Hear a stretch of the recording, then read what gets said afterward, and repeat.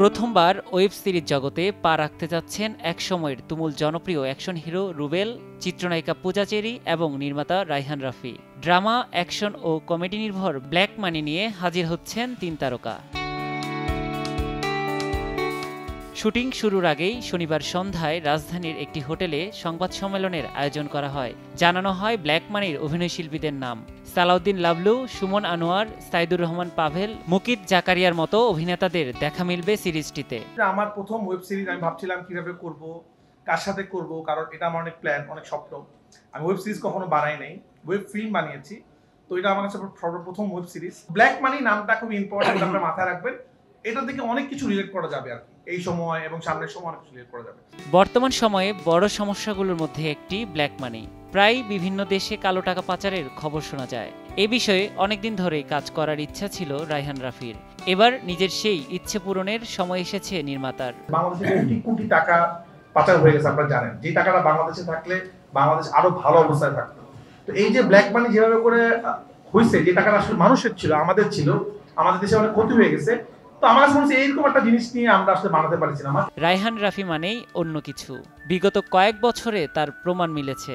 তাই নির্মাতার প্রস্তাব ফেরাতে পারেননি চিত্রনায়ক রুবেল। প্রথম যখন আমাকে রাফি ভাই আমাকে ফোন দিয়েছে, সো আই ওয়াজ অনার্ড যে রাফি ভাই মতো একজন ভদ্রলোক, যেখানে রাফি ভাই মানে এখন একটা অন্য একটা কিছু। এবং মুশফিক ভাই যখন আমাকে বললেন, আমি বললাম যে ঠিক আছে, আমি যখন কাজ করিনি বাট করবো। ফিল্মে অনেক দিন ছিলাম আপনাদের দোয়ায়, আপনাদের ভালোবাসায়। ঠিক সেরকম এই ওয়ার্ল্ডে যেহেতু আমি ঢুকেছি প্রথমবারের মতো, আমি এখানেও কিছুদিন থাকতে চাই। ব্ল্যাক মানি দিয়ে দীর্ঘদিন পর রাফির কোনো প্রজেক্টে ফিরছেন পূজা চেরি। ক্যারিয়ার শুরুর দিকে রাফির পরিচালনায় পরপর দুটি সিনেমায় অভিনয় করেন নায়িকা। এবারই প্রথম একসঙ্গে ওয়েব সিরিজে কাজ করবে এই জুটি। অনেকে অনেক সাইড থেকে জিজ্ঞেস করছিল রাফির কাজ তুমি কেন করছো না।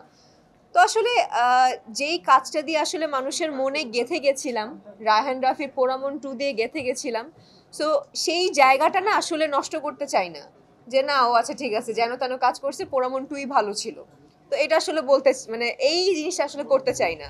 পোড়ামন 2 থেকে দহন ভালো, দহনের থেকে ব্ল্যাক মানি ভালো হয়েছে। সো এই জিনিসটার জন্য অপেক্ষা করছিলাম, তাই এতদিন অপেক্ষার পরে ব্ল্যাক মানিতে কাজ করছি। গত মাসেই খবর প্রকাশ হয়েছিল ব্ল্যাক মানিতে অভিনয় করবেন ছোট পর্দার জনপ্রিয় অভিনেত্রী তানজিন তিশা। তবে মাস ঘুরতেই পাল্টে গেল সেই চিত্র। অনেকের মতে সম্প্রতি রাফি তিশার প্রেমের গুঞ্জনের কারণেই নায়িকা পরিবর্তন করা হয়েছে। তবে নায়িকা পরিবর্তনের বিষয়টি পরিষ্কার করেছেন নির্মাতা। আমরা আসলে অনেকের সাথে কথা বলি, আমাদের ব্যাটা করে যার সাথে মিলে তার সাথে কাজ হয়, বাট এই প্রজেক্টটা আমার কাছে মনে হয়েছে পূজা পারফেক্ট পূজার জন্য। বাট তিশার সাথে আমার কাজ করার খুব ইচ্ছা। আমি আশা করি খুব তাড়াতাড়ি হয়তো তিশার সাথে আমার সিনেমা হবে ইনশাআল্লাহ। সংবাদ সম্মেলনে উপস্থিত অন্যান্য শিল্পীরাও তাদের চরিত্র নিয়ে উচ্ছ্বাস প্রকাশ করেন। এই গল্পটা যিনি আমাকে বলেছে, আমি শেষ সংলাপ বা শেষ দৃশ্যের আগ পর্যন্ত আমি বুঝতেই পারিনি যে কোথায় যাচ্ছে, কি হচ্ছে, এবং চমকিত অবাক হয়েছে।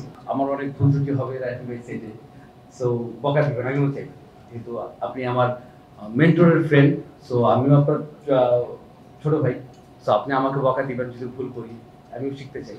সবাই মিলে আমরা আসলে ব্ল্যাক মানি নিয়ে খুবই এক্সাইটেড আছি। লেটস সি কি দাঁড়ায়। ওটিটি প্ল্যাটফর্ম বঙ্গের প্রযোজনায় নির্মিত পূর্বের সিরিজগুলো হিটের তকমা পেয়েছে। ব্ল্যাক মানিও তার ব্যতিক্রম হবে না, এমনটাই প্রত্যাশা বঙ্গের চিফ কন্টেন্ট অফিসার মুশফিকুর রহমানের। সাসপেন্সে ভরপুর সিরিজটির প্রতিটি পর্ব দর্শকদের আগ্রহ ধরে রাখবে।